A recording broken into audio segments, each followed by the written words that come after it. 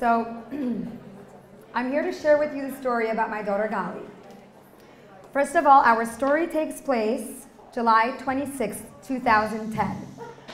So whatever I'm telling you tonight is really something that happened about 6 years ago. I am the wife of Mr. Jonathan Aminoff. He's also known as Q100. He's a Hatzalah volunteer for over 25 years, so that's his favorite nickname, is Q100. I have 5 kids, Ben Porat Yosef, and Baruch Hashem, Chazdei Hashem. I'm here to share with everyone the story about my daughter Gali, which is my middle child. I grew up in a Persian family in Great Neck, so as you can imagine, we were very traditional. We loved Hashem, we loved Torah, we loved mitzvot, but we also loved serving Hashem conveniently, the way we wanted to. You know, we all wore pants, we wore, our hair was open, but we had such a strong connection with Hashem all of our lives. Now, I had many struggles with fertility and to get a family. Baruch Hashem, now I am blessed, but I went through a very tough time in my life where I had 5 miscarriages. And Baruch Hashem, don't feel bad, everything that I am today is a result of all the struggles I've gone through. Because of those miscarriages, I turned to Hashem. And when I stopped wearing pants, I was blessed with a family. So at the time of my daughter's story, July 26, 2010, I had already taken upon myself to stop wearing pants, so I was already wearing skirts, but I was not yet ready to give up my beautiful, thick, long blonde hair, because being Persian, I was born, my mother is the same coloring as me, and her father, Alav Shalom, was the same coloring. We have blonde hair, green eyes, and we don't look Persian. So growing up, my nickname was Barbie Dalak, Arusake Burak. That was my nickname growing up, which means the little petite Barbie doll. So because that was my nickname, I was very hesitant to give up that one main thing that made my identity, which was my blonde hair. Now, the reason I'm so passionate to fly even across the country and to leave 5 cuckoo kids with my mom and dad is because Chazal teach us that every time Hashem performs a nes for a certain person, he attaches a spiritual price tag to that nes. The higher the nes, the bigger the nes, the more expensive the price tag. Hodul Hashem, my nes that I'm going to share with you tonight, has such a gigantic price tag attached to it that I am under a beautiful obligation for the rest of my life to be mefarsem, my nes, to do pirsumei nisa, in order to try to get back all of the zichuyot that me, my husband, and all of our ancestors, all of us had to use up every credit we had to pay for my nes. That's how expensive my nes is. July 26, 2010, we have a summer home in Miami Beach. If you're familiar with Miami Beach, the area is the Green Diamond. So we like to fly down to Miami right when the school ends for the kids, and we like to move back right when the school is about to begin. Now, July 26, 2010, for the rest of my life, I will never ever forget. We woke up that morning. It was my husband, me, and at the time I only had 4 kids. And we looked out the window and we saw it was a spectacular day, even by Miami standards. I live in Miami half the year and I live in New York half the year. We wanted to show a little extra special fun for the children that day, also because the Hebrew date was Tu B'Av, the 15th of Av. If you're familiar with Tu B'Av, it's one of the happiest days on the Jewish calendar where you're able to see and receive the most nisim, the most miracles. And Chazdei Hashem, Hodul Hashem, I'm the grateful recipient of a gigantic nes. I had just given birth to my 4th, Aliza. So my husband decided, because it is such a gorgeous day and because I am stuck with a newborn, he doesn't want the older 3 children to feel like mommy is out of commission, mommy's missing in action. So he said, honey, you know what we're gonna do? Let's fly down your parents for this weekend. Being away from the grandparents the entire duration of the summer takes its toll on them. So we like to fly down 1 week my parents, 1 week his parents, to spend Shabbat together. And he said, my husband is now, Baruch Hashem, Chazdei Hashem, he's now retired. But he was the CEO of a big hedge fund for many years. And at that time, he was still trading the stock market. So he said, I'm going to make a very special day in honor of Tu B'Av. Your parents will be here. Let's take the older boys out, Jacob and Zachary. They were 6 years old and 4 years old at the time. Gali was 2, and baby Eliza was only 3 weeks old. He said, let's take out the boys, let's leave the girls with your parents and the housekeeper, let's go boating, let's go wave running, let's have a day on the beach, let's have a day where the boys feel like, wow, mommy is back even though there's a newcomer in the house. So I said, you know what, that's an amazing idea. We got ready to go out. And as soon as we were getting ready to leave the pool area, we noticed Gali fell asleep. So as soon as Gali fell asleep, my housekeeper looked over at me and she said, don't take her, she just fell asleep. I'll stay here with Gali. She's sleeping soundly under a lounge chair, under an umbrella, on a lounge chair. In our building, it's very, very rare that you have people there at the end of July. It's a very popular time to come around the holiday season. When it's not a holiday time, no one's there. It's very deserted. There's also a lot of celebrities and CEOs and people who live there, so it's very, very private and very strict security teams. So my family looked around and we saw there was nobody else by the pool deck that day except one random man who was swimming in the pool. So I said to my housekeeper to her in Spanish, I said, are you sure I should leave Gali with you? She said, seguro, claro que sí. Sure, of course, leave her with me. So I said, okay. So I looked at my mom and I said, Mom, Eliza's only 3 weeks old. Do you mind taking her indoors? She's like, no, perfect plan. I'm going to take her inside. You take Jacob and Zachary. Go with Jonathan. Go with Daddy and Job. My brother also came along. Go have a boys' night out, a boys' day out. So I thought that was a great idea. So at this point, remember, I was not wearing pants anymore. So I was wearing a bathing suit with a little mini skirt over it and my long, gorgeous, thick blonde hair out and on display. That's where I was. Now, my husband made plans for the wave runners. Being in the stock market, he knew that he had to be back at his desk at 3 p.m., not a minute later. 3 to 4 o'clock is the final hour of the trading day, and it determines whether he comes home with a brand new Harley, or if he comes home and he says, you gotta sell some shoes and handbags. So we needed to make sure that he's back at his desk at 3 p.m. We made reservations for 2 o'clock. We figured it's gonna give us more than enough time to do boating and wave running and have some fun on the beach.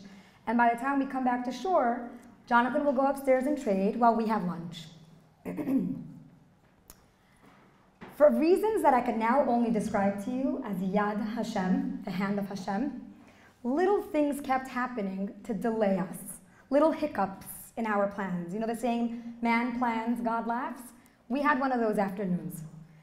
Every little thing that we had planned kept going astray. One of the workers never showed up to work that day at the wave runner stand, so everyone's appointments had gotten delayed. One of the jet skis broke down in the middle of the water, which caused further delay. My brother decided he wants to go again, even though his turn was up, which caused another delay. Finally, after all was said and done, and we're coming back to shore, my husband looks at his watch and he says, oh my gosh, honey, it's 3:30, it's so late. I can't make it back upstairs. By the time we run back and I go upstairs, it's gonna be 4 o'clock. You know what? If you can't beat them, join them. I'm just gonna come and have lunch with you guys by the pool. Now, my husband is an amazing, amazing man. He's extraordinarily tough and strong, which is, I think, the qualities, you have to be that way. If you're going to be a CEO of a hedge fund and in Hatzalah, you kind of have to be emotionless, which did good by him in his life, Baruch Hashem. But he was a little upset that he was late, so he's like marching along a little bit angrily, and all of a sudden, he like stops and he says, honey, there's an emergency, I gotta go, someone needs me. And I'm like, what? I don't hear anything. And I'm trying to hear, and from like the faint distance, I hear something. But he's already running. I grab my 2 boys, my father and my brother are behind me, and we're running onto the beach. We're running on the beach because I'm following my husband because there's something going on that Jonathan's attention is needed for. So we run towards the pool, and forgive me if I get emotional. We run towards our pool, and we hear commotion, and we hear screaming, and we hear a man screaming, somebody call 911, somebody call 911. And my husband turns to the man and says, I can help you, I'm a medic, I'm an EMT, I can help you. And right then, this man standing in the middle of the pool, and he's holding the dead body of a little girl. And he starts to turn around because we want to see what's going on, what all the commotion is. And as he begins to turn around, that little girl starts to look eerily familiar to me. But I don't want I don't want to think to myself that she looks familiar because she can't. But in my heart, I'm like, let me make sure my Gali is okay. So I quickly look to see where my daughter is sleeping, and I see my daughter is not there, but my housekeeper is asleep.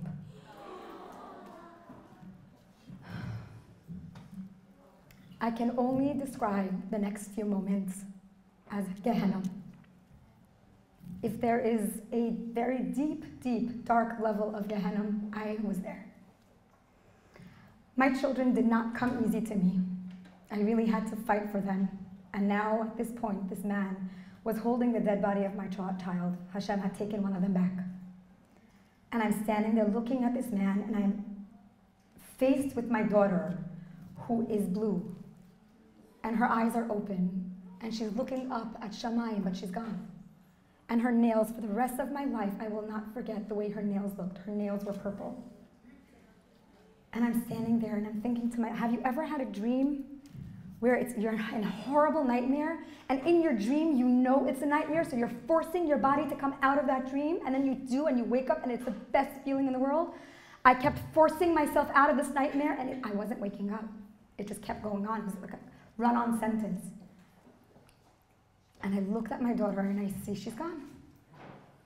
And my husband grabs her, and he's putting her on the floor, and he's doing CPR on her. I wish not upon any member of Klal Yisrael to ever have to see CPR being performed on their child. To this day, every single time I go to sleep at night and I close my eyes, I am haunted with the image of my daughter lying on the floor and my husband doing CPR on her. While my husband is performing CPR, I stop and I think to myself, my life is over. My life is over, and because I understand now how this community is, that you guys are Persian and you know how our family is, my mom was hitting herself in her head, my dad was screaming. I was like, this is a nightmare. I can't live. I can't continue to survive after this moment. And I'm thinking, no, Hashem, this cannot be. I cannot have just lost my child. And right then, this pasuk from Tehillim starts flashing in my mind. And the pasuk is from Perek Kuf Yud Tet in Sefer Tehillim. Kuf Yud Tet is number 119. The pasuk is, Karati b'chol lev aneni Hashem chukecha etzora. I cried out with all my heart, answer me Hashem. I will keep your ways.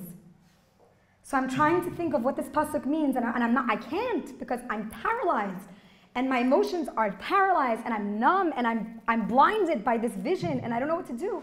But this pasuk is relentless. And it's like a banner that doesn't go away, and I keep thinking, what is Hashem telling me? I cried out with all my heart, answer me Hashem, I will keep your ways. I will keep your ways. I will keep. Oh my God, Hashem, I'm not keeping your ways. Hashem, I'm not keeping your ways. I'm keeping my ways. And I stopped right then, and I looked at my body, and I see my arms are bare. I'm wearing a tiny little mini skirt over a bathing suit, but my beautiful hair is out. My arms are out. My upper body is revealed. And I'm thinking, what is this life? What is this life going to matter to me tomorrow? Am I going to care tomorrow what my hair looks like? Am I going to care tomorrow that I have a cool tan and my arms look nice? No. I'm going to want to kill myself tomorrow. Shalom. I'm not going to want to live to see tomorrow. And right that moment, I thought, okay, Hashem, I know what it is. It's my hair and it's my body. Because it's that difficult for me to give up. Because growing up, the Persian Barbie doll, I was never, ever, ever ready to give up my identity. But right now, Hashem, I don't care about my identity. I care about my daughter. And I started screaming and sobbing, Shehechianu v'kimanu v'higianu lazman hazeh. And I looked around and I found a blue pashmina shawl. And I grabbed this shawl and I started to wrap it over my beautiful hair. And then I took a towel and I covered over my arms. And as I'm doing this, my husband, who's on the ground, already 7-8 minutes of CPR has been administered, and she's still completely gone. And he looks over at me while he's doing CPR on the ground. And it was the first time in 10 years of marriage that I watched my husband have so much kavana that he could shatter Shamayim. And as soon as we intubated her, And he stopped these two and tunnels he was locked up. begging And they were the Hashem. poorest, The kavana that worst no man tonsils has we've ever ever done. seen. And he's begging Hashem, and I'm screaming and crying, and my mom is hitting herself and crying, and my father, it was lo aleinu, lo al dorenu, to have to know what that scene was. But I finished my shechianu. I stuck that last strand of hair into my shawl. And right then, as my husband finishes his tefillah with Hashem, he goes like this, and all of a sudden he starts screaming, oh my God, I got a pulse. I got a pulse. I got a pulse. I got a pulse. I got a pulse. I got a pulse. He must have said it 17 times. Till this day, that is the best sentence he has ever said. Much more than, will you marry me? Much more than, you look beautiful. It is, I got a pulse. Nothing in the world can ever compete with that sentence. At this point, the ambulance was waiting. They loaded Gali up onto a stretcher, and my husband, with nothing but his bare hands, who had been doing CPR on the corpse of his daughter, on the ragged body of his daughter, with just a bathing suit on, no shoes, no shirt, nothing. They jumped into the ambulance and they went. The police car was waiting for me. I followed with the police escort. I got into the hospital probably about 3 minutes after Jonathan, and I walked into the ER, frantic, and I'm running in, and all of a sudden I see my tough CEO husband, who has never once shed a tear, never once shed a slightest bit of emotion in the 10 years that I've been married to him. And I see this man kneeling on the ground, his head buried in his hands, and he is sobbing uncontrollably. And the two doctors are patting him on his back. And of course, when I saw that, I figured we lost her. We had her temporarily, and we lost her in transit. So I started screaming, no, Chodayaman Hashem, no, and I'm screaming, and all of a sudden I hear my husband, I see him, he looks up from his hands because he hears my screams and he hears my cries, and I see he's crying tears of joy. And as soon as I saw him crying tears of joy, I don't know why I reacted like this, but I began to dance a really, really weird dance. And I was dancing like, in the hospital. Everybody's looking at me like, is this lady okay? Like, the psych ward is that way? We knew nothing, but we knew that she's alive. The doctors had just done a very, very preliminary evaluation of Gali right then, and they had told Jonathan, congratulations, Mr. Aminoff. She's alive. You have saved your daughter's life. But don't have any expectations. And we said, what do you mean? They said, no. We are working against all odds. Your daughter's 2 years old. She weighs 25 pounds. She had drowned in a heated pool in the middle of Miami Beach, in the middle of the summer. You are working against crazy, crazy odds. Don't have any expectations of survival. Forget neurological stuff. Just don't have any expectations. Right now, there's a pulse. But we need to do a lot of testing. So as soon as they said this, my husband got on the phone and called in some favors, and 6 of the top neurologists from across the US flew in to be on my daughter's case. It was 8 agonizing and aging hours later that these doctors walked in to tell us the fate of my daughter. During these 8 hours, we were instructed by tzaddikim from all across the world and from everywhere that every member of my family should take upon themselves mitzvot, specifically in the area of tzniut. Every single person we knew had stopped what they were doing and were storming Shamayim with Tehillim for Avigail Chana bat Michal. And we started giving countless dollars to tzedakah in her zechut, anything to save her life, anything to ensure her survival. And not just her survival, her healthy survival. So we're waiting and we're waiting and we're waiting for these doctors to come in. And now it's already about 2 or 3 o'clock in the morning. The doctors walked in and they said, Mr. and Mrs. Aminoff, do you know how long your daughter was underwater for? And I thought, 30 seconds? 50 seconds? A minute, not more than a minute, there's no way. No, she was not underwater for more than a minute because I'm a lifeguard and I can't hold my breath for more than 45 seconds. Don't tell me she was under 3 minutes and 10 seconds. They had to watch the video that overlooks our pool. And from the moment she falls into the pool and the bubbles stop is when they start counting 3 minutes and 10 seconds before a man found her rolled up like a little ball in the bottom of the pool. But that's not all. Another 7 to 8 minutes of CPR being administered until oxygen got to her brain. So when they say this to me, I look at my husband and I'm like, okay, they're about to give us terrible news. So I'm screaming and I'm breaking down and I'm crying and I'm crying, and then the man says, wait. We're doctors. We are taught from the moment we enter medical school that everything about medicine is science. We look at numbers, we look at statistics. We need proof. Well, your daughter tonight proved to every single one of us, and we're the best in our league. She proved to us that she is not science. She is not medicine. She's a miracle. And they lit up the wall and they put on her all of her scans. They said, this is her brain. 3 minutes and 10 seconds underwater. Not a trace of brain damage. These are her lungs. We have children on the same floor who have been underwater for 45 seconds or less, and they've aspirated a substantial amount of water. Your daughter has none. This is her blood work. We're meant to see a strong amount of blood gas in a child's body after a drowning. Your daughter's blood is perfect. She's not medicine. She's an act of God. She's a miracle. So I said to him, Dr. Meyer, are you Jewish? And he answered like, I think I am. So I said, well, do you believe in God? So he was taken aback by that. I don't think anyone's ever had the chutzpah to ask him before. So he took a step back and he said, I'm going to be honest with you, until tonight, I don't know what I believe, but I will go home and tell my wife and kids that tonight a 2-year-old little girl named Avigal Chana was able to prove to me, a grown man, that there must be God in the world, because this is not what we're taught. So yes, Mrs. Aminoff, I can tell you now I believe in God. So right that moment I thought to myself, if this whole nightmare were for nothing else, I can live my life believing that my 2-year-old was able to turn this grown man to recognize Hashem. He just did teshuvah. That's chozer v'teshuvah. But it's so much more than just that. Now, at this point, the doctors told us that in theory, Gali is free to go home, but because it's smack in the middle of the night and she needs to be observed overnight, we need to keep her.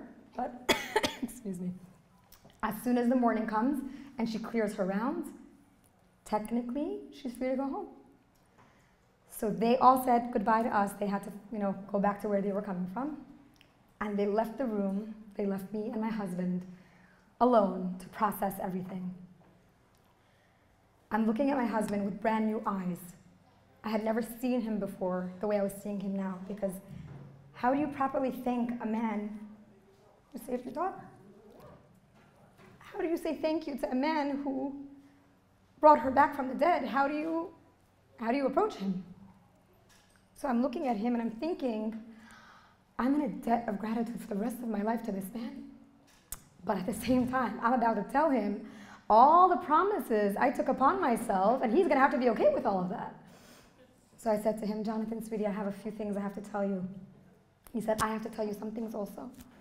So I said, you're going to want me to go first. I said, well, when I saw you doing CPR on Gali, I realized my life is over.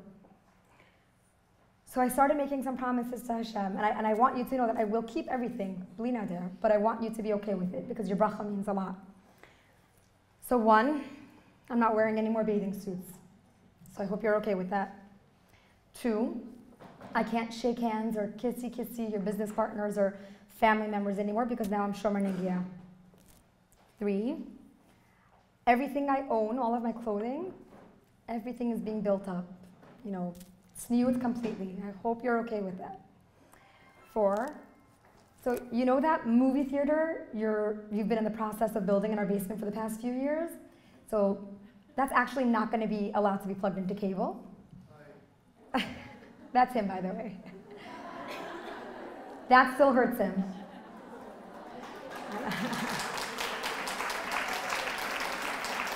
He's really the one that should be up here. I'm not. I'm a nobody. I married a somebody. Thank you so much. I married the somebody. I'm like the fake storyteller. He should be the real storyteller. And after the movie theater, I told him, Jonathan, you know my nickname that I grew up with my whole life? So you're gonna have to find another nickname because I'm covering my hair. So he thought for a second. I said, oh my gosh. Whoa, hold on. That's a lot. I was like, I know. He's like, wait. Super Bowl Sunday. I was like, could you guys for once go to some other Nebuch's house and trash her home? So he's like, oh, okay, fine. We'll just go to the Super Bowl from now on, okay? Wait a minute. So like, how am I gonna tell my partners that you can't shake their hand? That's very weird, no? So I was like, well, you are the boss, right? So he liked that. He's like, yeah, I'm the boss. You're right, I'm the boss. I call the shots. You're right. Okay, so I have a weird question. Are you gonna shave your head? I was like, no! That's not our minhag. Why would I shave my head? No. He's like, oh, you promised? I'm like, Jonathan, of course not. He's like, oh, okay, that's not so weird. Okay, good, okay. So as he's letting it digest, he thinks to himself, okay, wow, honey, you really took one for the team. Well, I have a confession of my own to make. He said, I'm a medic. I have, unfortunately, been faced with performing CPR on countless people. But we medics know we have an eye language with each other. The minute we touch the patient, we know whether we're going to get them back or not. We know. We can tell from their vitals and from their body whether CPR is going to work or CPR is not going to work. But the protocol is you do it anyway. You give it your all, regardless of whether you believe you're going to get them back or not. And he said, I've never been wrong. I have never in my life been wrong that if I touch a patient, I think in my mind, this one's coming back. And they come back, or if I touch them and I say, this one's not coming back, and they don't come back. I've never been wrong. Honey, I have never had a patient so far dead like Gali. She was not coming back. I promise you she was not coming back. And he said, the moment I assessed her, I realized she's gone. She's very far gone. But I stood there and I said, Hashem, my wife and children are standing here watching me.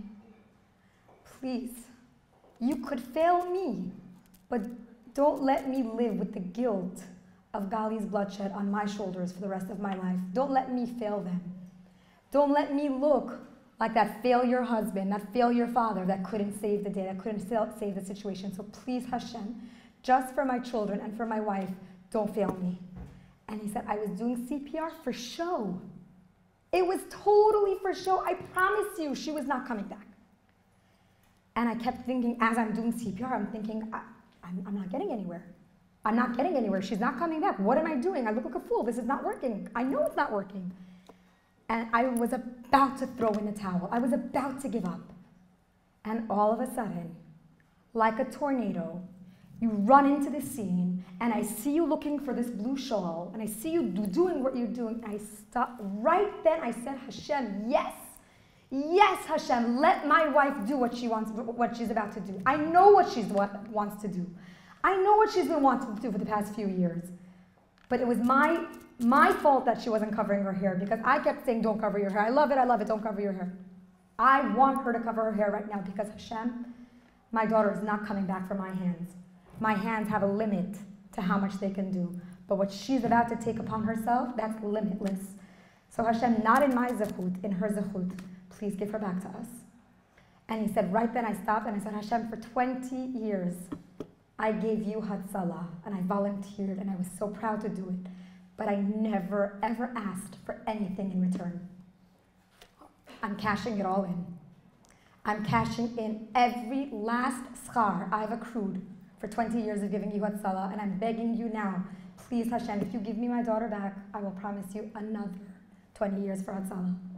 And the moment he finished his promise, and I finished wrapping my hair and tucking in that last strand of hair, is the moment he went like this, and he found a pulse in my little girl's body. So, looks like he's gonna have to be in Hatzalah till he's 58 years old. I'm just gonna have to deal with that.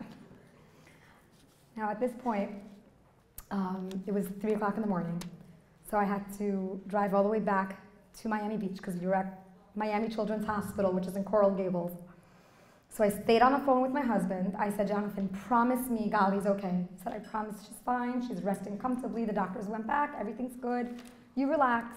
Go home, sleep, take care of the baby, de-traumatize everybody else, and come back in the morning. So I said, stay on the phone with me because I want to make sure she's okay. Now, by the way, P.S., just a little tidbit about me. I'm the most hypochondriac, paranoid, neurotic mom in the world. If my kid gets a fever, I'm like finishing Sefer Tehillim by their bed until the morning. That's like, so the irony of the situation that it would be my child that this should happen to. So I head back towards my apartment, and as soon as I got into my building, I told him, listen, I'm going to lose you. The reception's going to drop. Promise me you'll call me if something changes. He's like, nothing's going to happen. She's fine. Go sleep. Everything's good.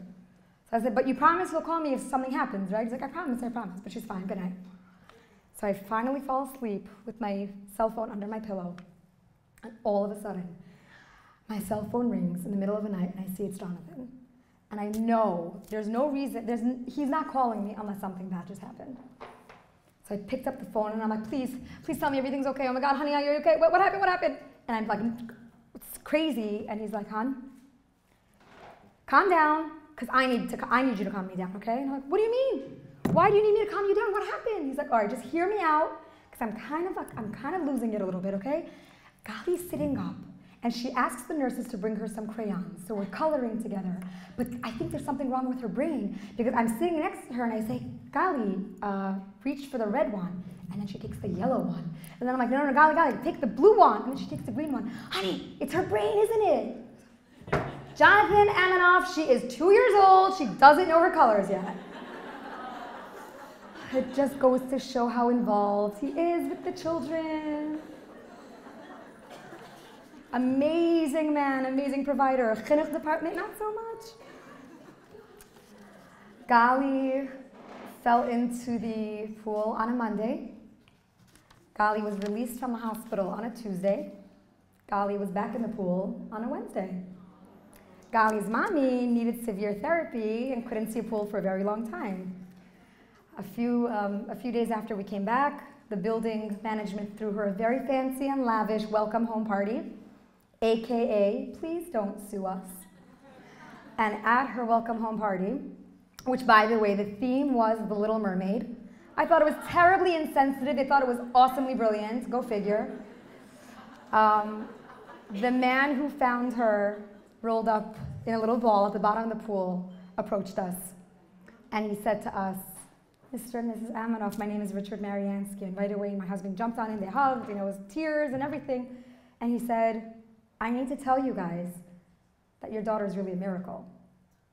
So now this was like the theme of the past few days. We know, like, Baruch Hashem, we know she's such a miracle. Thank you, Hashem, thank you, she's a miracle.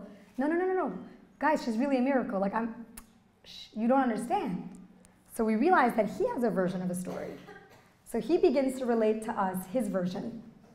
So he tells us that he is a traveling CEO that rarely lives in the building for more than a few days at a time. And when he's in the building, he never, ever has time to go swimming.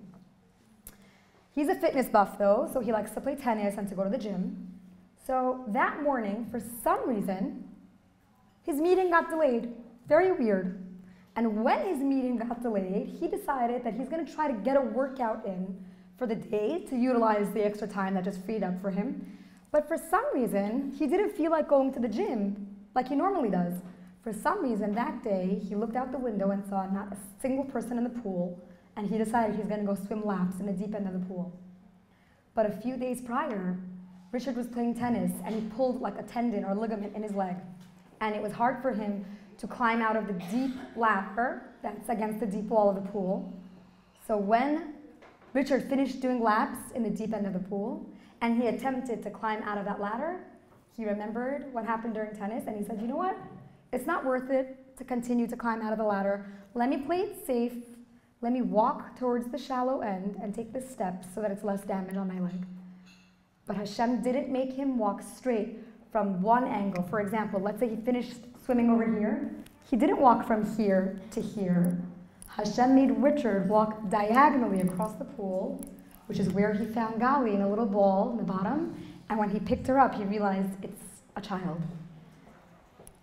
So you're going to see now how many beautiful nisim Hashem had to orchestrate in order to lead to this big, huge nace that we merited to see.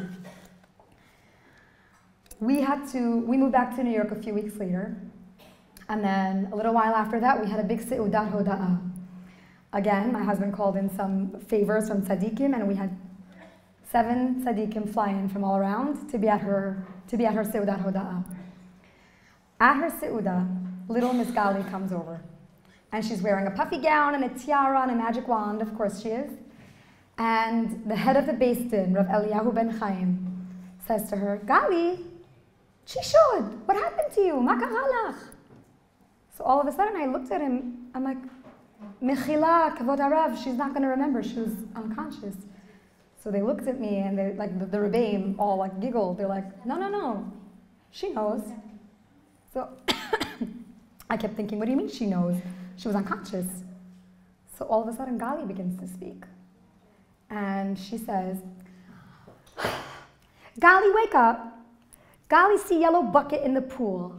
Gali won't get bucket, but uh-oh, Gali fall in. Then Gali go down, down, down. Gali sleep on the floor. And I'm thinking to myself, oh my God, what is she saying? What is she saying? Who told her this? I'm looking at my husband, like, did you say anything? He's like, no, did you say anything? I'm asking around my mom, my dad. Nobody said a word. And she's continuing like a storyteller. And Gali fall down, down, down, down, sleeping on the floor of the pool. Then the man take me, daddy grab me, daddy doing ouchie, ouchie, kissy, kissy. And I'm thinking to myself, she's describing her own death. Her neshama had left her body, was hovering over, was watching everything that was going on earth, and she knows everything that happened. And she keeps saying, the man with the bed almost fall. Remember that line, because at the end you're going to understand why. And we couldn't make sense of that. What does that mean, the man with the bed almost fall? We just like shrugged our shoulders, but that doesn't make sense. But then the rabbis continued, and Gali, what did grandma do? And grandpa, and Jacob, and Zachary. And she's describing to perfection what everybody did. Grandpa saying, Shema, Shema, Shema. Grandma hitting. And all of a sudden, they say, Gali, what happened? What did mommy do? And she looks down and she's like, Mommy's so silly. Mommy put the blue patu on her head. Patu means blankie in Farsi. Mommy put the blue patu on her head, and then boom, Gali, wake up.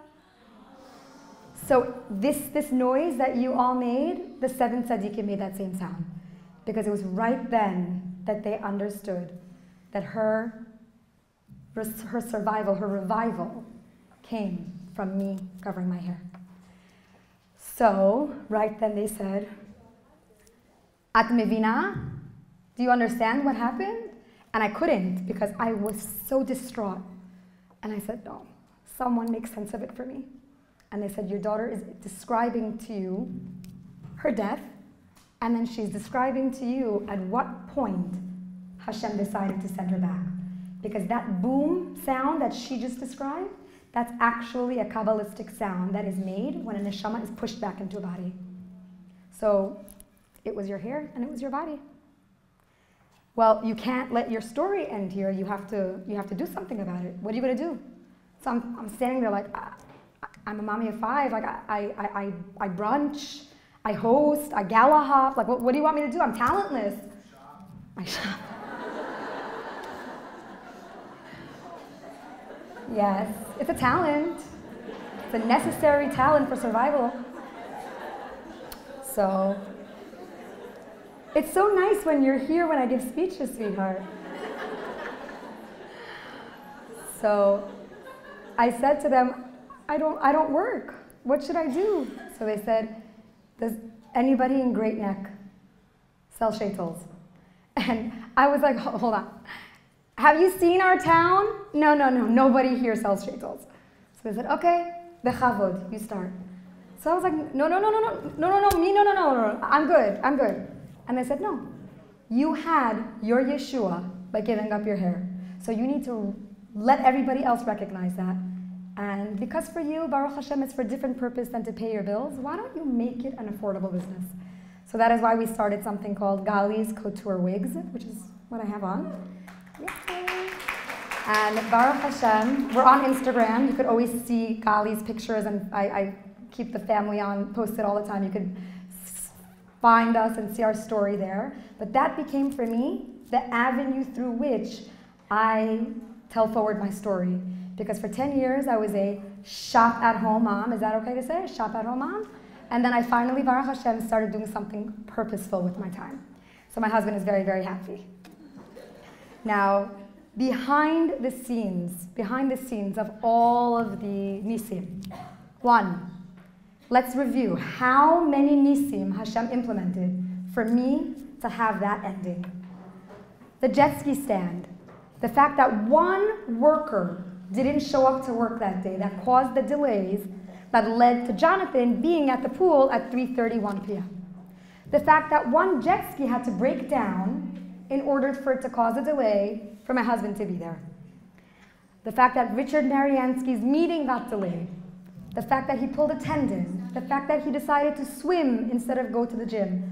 All of these are Yad Hashem, clearly, without any fail. For me personally, sometimes people ask me, what do I find is the biggest nace? To be very honest, it is the fact that 20-somewhat years before Gali's drowning, Jonathan woke up one morning with a desire to save people's lives and not get paid for it. I ask him all the time, like, what made you want to volunteer for Hatzalah?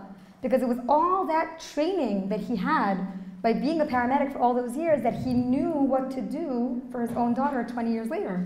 So for me, that is a gigantic nace. He's just that cool a guy. He just wanted to save lives. The final kicker, the final nace of my story is when Gali was born. She was born with a terrible case of sleep apnea. She had these 2 gigantic tonsils that prevented her from breathing well and eating well, and she basically snored even when she was awake. So, excuse me, I'm so sorry. Getting over a virus, I'm actually thrilled to be here and not be like a gross mess. So excuse me if I keep coughing. When Gali was born, she kept getting strep back to back to back. And after her 5th case of strep, my doctor said to me, her tonsils need to come out. So I said, listen, I'm out to here, I'm 8 months pregnant. I can't take her into surgery like this. Can we please wait until after we move back from Florida from the summer, and then I promise you I will take them out. He's like, no, Mrs. Aminoff, she needs them out now. This was May. I said, listen, I'm due next month. We're going down a week later. I promise you, when we come back from Florida, I'll have them removed. 1 second. I already made a bracha, so don't wonder why I'm not making a bracha.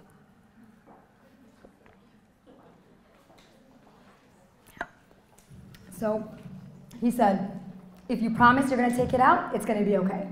I said, I promise. Fast forward a few months. We are at St. Francis Hospital the day of her surgery, and she has her tonsils and adenoids removed. Out comes the anesthesiologist, white as a ghost. The ENT follows him, white as a ghost. They look at us and they say, your daughter's a miracle. And it was like, come on now, we know. They said, no, you don't understand. If you had listened to us and to your pediatrician and taken her tonsils out before you went down for the summer, she wouldn't have survived. And we're like, what are you talking about? They said, we tried to intubate her. And as soon as we intubated her, these 2 tonsils locked up. And they were the poorest, worst tonsils we've ever seen.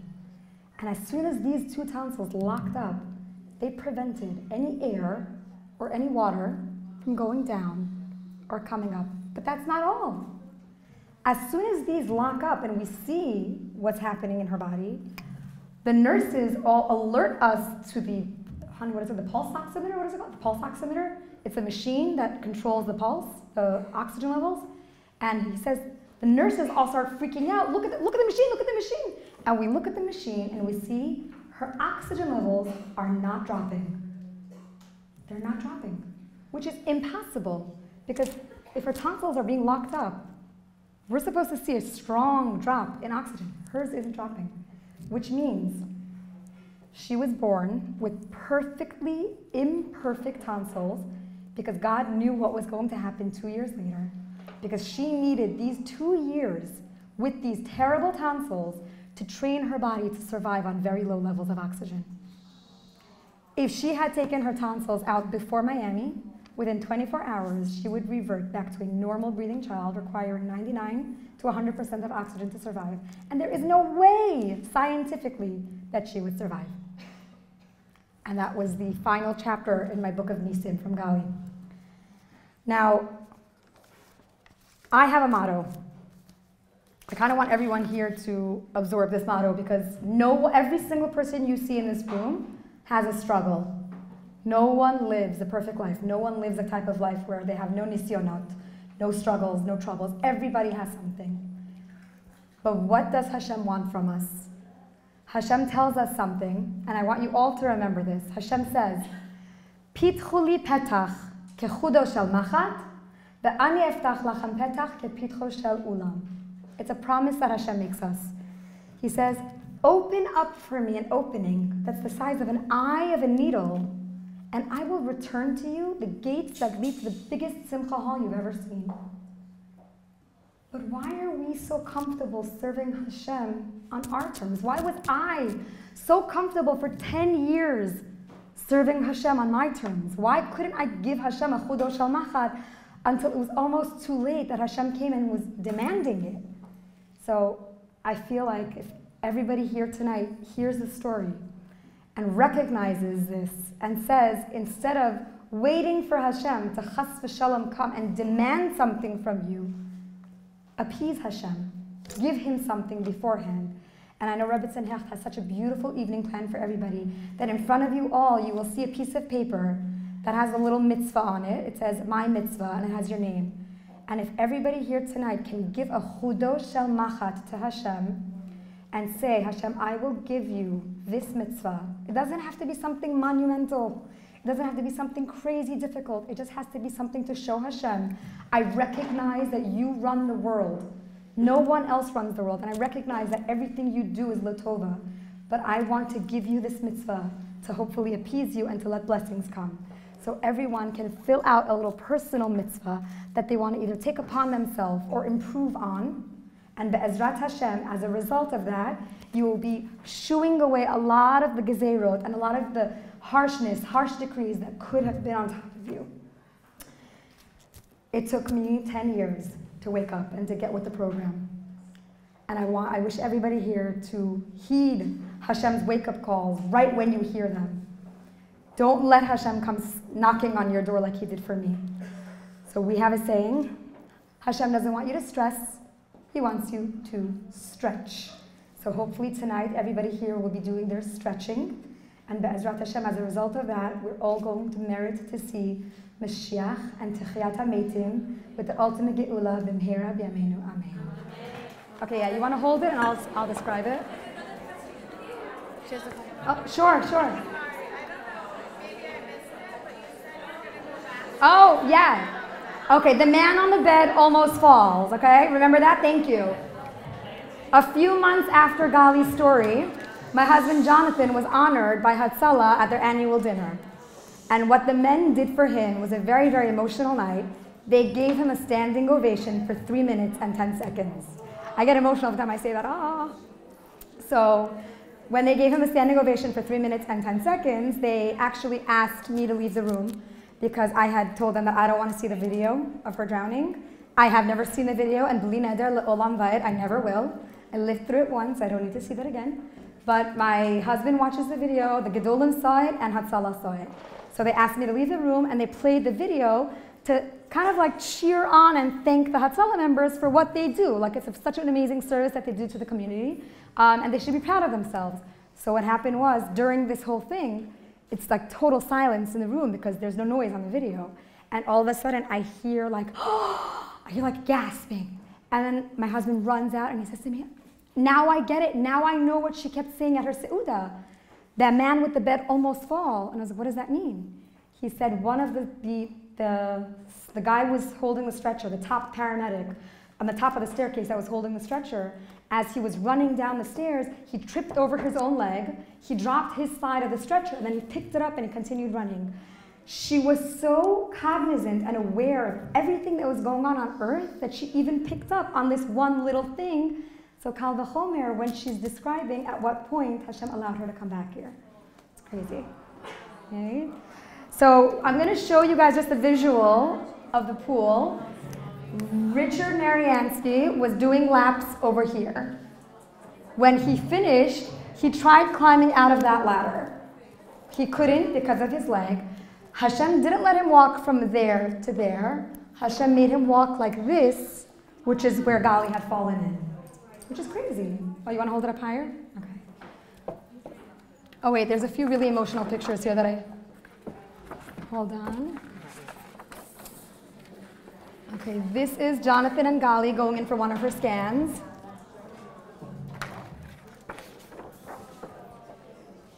See? This is one of her scans. I don't like that picture. It makes me scared. Wait. You have to see my dream team picture. Okay, this is that infamous blue pashmina. Right? It's framed in my bedroom. And my favorite one, that is inside every single Tehillim, this one. Every single Tehillim and Siddur and framed a million places all over all of our homes. This is my dream team pick. We call it the dream team. This is the moment the neurologist said there was no brain damage. My husband and Gali just both did a thumbs up. I snapped the pic and this became my moda'ani. This sits on my dresser, so the first thing I do when I open my eyes in the morning is I open my eyes to this image. Is that great? Hashem. Any questions? Okay, feel free to ask. My life isn't open. Yes? Okay, so Jonathan, somebody asked, why didn't we make a movie out of this? There had... I don't want...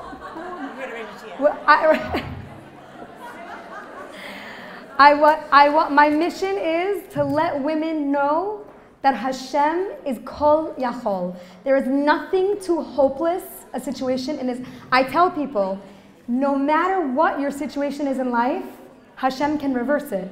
Because in my situation, it's not like she was, Chas v'shalom, she was dying. She was dead. And then I woke up and I started giving Hashem my promises, and then Hashem said, okay, now you can have her back. So I witnessed literally Techiyat HaMeitim. So my mission in life is to prove to people Hashem is everywhere. Everything you do, Hashem is orchestrating it. Just come to Him. Come to Him. Thank you. Thank you all.